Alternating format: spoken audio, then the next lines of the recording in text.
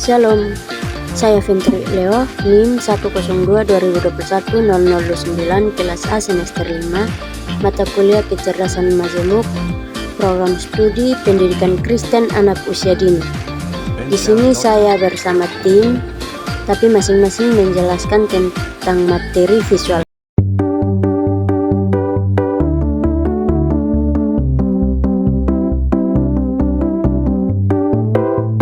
Pertama, pengertian kecerdasan visual spasial. Pengertian kemampuan visual spasial anak usia dini menurut Gartner 2012, kecerdasan spasial adalah kecerdasan yang biasa disebut juga kecerdasan visual spasial, kemampuan untuk membentuk dan menggunakan model mental ideal atau konsep. Definisi kemampuan visual spasial menurut Musifro 2009 mengatakan bahwa definisi kemampuan visual spasial dapat didefinisikan dalam 3 kata kunci, yaitu yang pertama, mempersepsi, yakni menangkap dan memahami sesuatu melalui panca indera. Yang kedua, visual spasial, yakni sesuatu yang terkait dengan kemampuan mata, khususnya warna dan ruang. Yang ketiga, mentransformasikan, yakni mengalih bentukan hal yang ditangkap mata ke dalam wujud lain. Yang kedua, karakteristik kecerdasan visual spasial anak usia dini. Karakteristik kecerdasan visual spasial pada anak. Kecerdasan visual spasial muncul pada anak ketika anak menunjukkan ketertarikannya terhadap sesuatu, mulai memperhatikan kesukaannya pada warna, bentuk, ruang, dan benda, atau mungkin ketika anak lebih mudah memahami melalui gambar dan bukan kata-kata. Ketika membaca, anak yang memiliki kecerdasan visual spasial tinggi dapat diketahui dengan karakteristik antara lain. Yang pertama, anak senang bermain dengan bentuk dan ruang. Yang kedua, hafal jalan yang pernah dilewati. Yang ketiga, aktif mengerjakan hal-hal yang berkaitan. Yang keempat, dengan abstrak ruang. Yang kelima, memiliki daya problem solving atau pemecahan masalah yang baik. Yang keenam, senang mengukur mana yang lebih panjang dan pendek, besar kecil, jauh dan dekat. Yang ketujuh, dapat menangkap perkiraan atau jarak. Yang kedelapan, anak imajinatif dan memiliki kreatif yang tinggi. Anak yang memiliki kecerdasan visual spasial akan lebih mudah dalam beraktivitas. Yang ketiga, indikator anak yang memiliki kecerdasan visual spasial. Pada anak-anak usia 2-6 tahun, kecerdasan visual spasial terdeteksi. Yang pertama, anak menonjol dalam kemampuan menggambar, mampu menunjukkan detail unsur daripada anak-anak sebayanya. Yang kedua, anak memiliki kepekaan terhadap warna, cepat mengenali warna dan mampu memadukan warna dengan lebih baik daripada anak-anak sebayanya. Yang ketiga, anak suka menjelajah lokasi di sekitarnya dengan memperhatikan tata letak benda-benda di sekitarnya serta cepat menghafal letak benda-benda.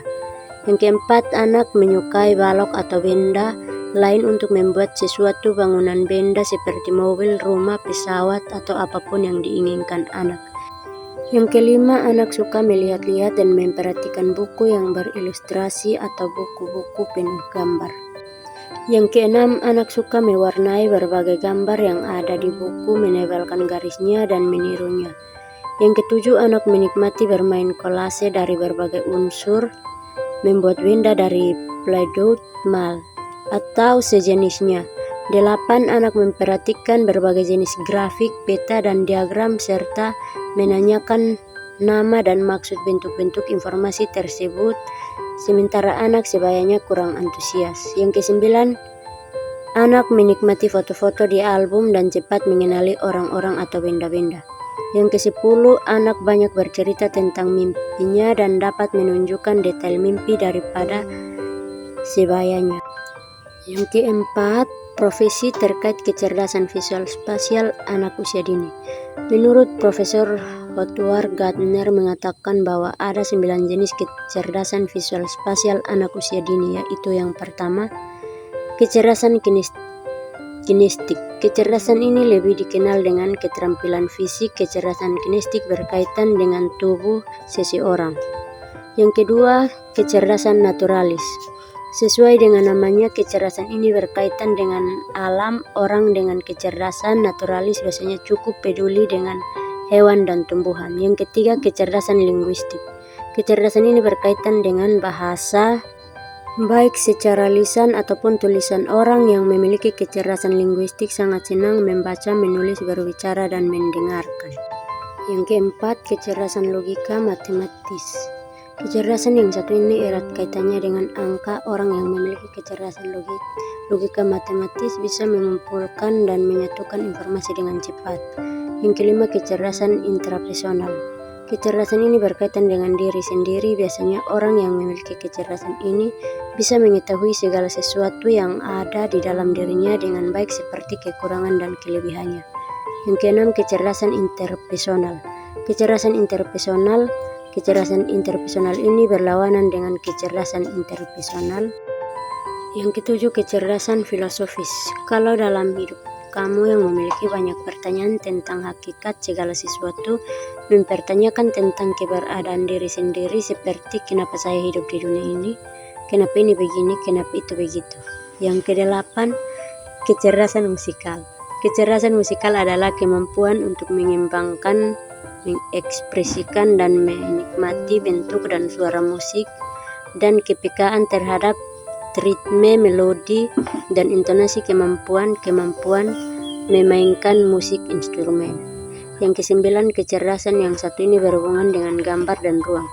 Beberapa orang yang memiliki kecerdasan spasial atau keterampilan tata ruang biasanya bisa membayangkan sebuah bentuk di dalam otaknya meski sesuatu itu tidak ada di depan matanya. Nomor 5, cara mengenali kecerdasan visual spasial anak usia dini.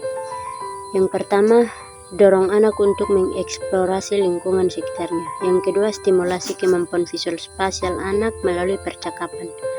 Yang ketiga, sediakan mainan menyusun balok atau bangunan. Nomor 6, metode pengembangan kecerdasan visual spasial.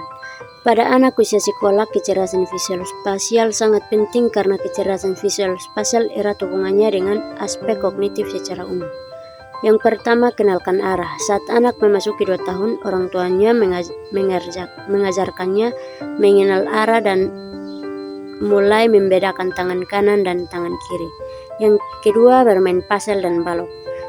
Sebaiknya puzzle disesuaikan dengan usia dan kemampuan anak. Yang ketiga, belajar bentuk. Saat orang tua membaca buku bersamanya, minta anak memperhatikan bentuk-bentuk rumah, pola, atau benda yang ada di buku. Yang keempat, membuat peta.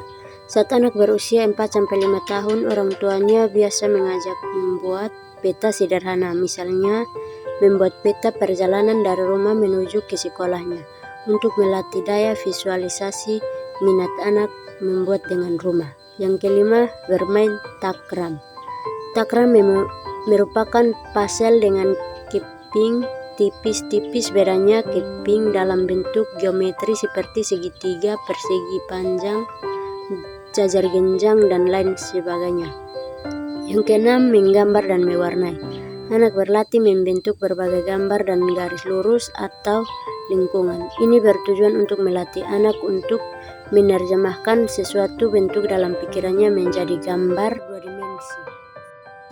Yang ketujuh, utak-atik playroom. Ketika anak berusia kurang dari 2 tahun, berikan permainan yang melatih keterampilan tangan seperti play-doh sehingga anak bisa membuat sekaligus mengenal beragam bentuk, misalnya bulat, kerucut, atau persegi 4. Yang kedelapan, belajar mengamati. Saat anak melihat sesuatu gambar, ajak anak melihat detail-detailnya. Kemudian tanyakan kembali detail tersebut, misalnya jendela berbentuk apa, atau ceritakan apa saja yang ada di dalam. Kesimpulan, sebagai orang tua, seringkali kita luput dalam memahami kecerdasan anak berdasarkan jumlah aspek. Padahal memahami minat dan bakat si kecil sejak dini adalah hal yang penting guna untuk bekalnya di masa depan nanti. Kecerdasan yang seringkali disorot adalah kecerdasan visual spasial, di mana hal ini berkaitan dengan kemampuan anak dalam memahami apa yang ada di depan mata, lantas mewujudkannya ke dalam hasil karya nyata. Materi terakhir, tim sudah mencantumkan RPPH tentang visual spasial.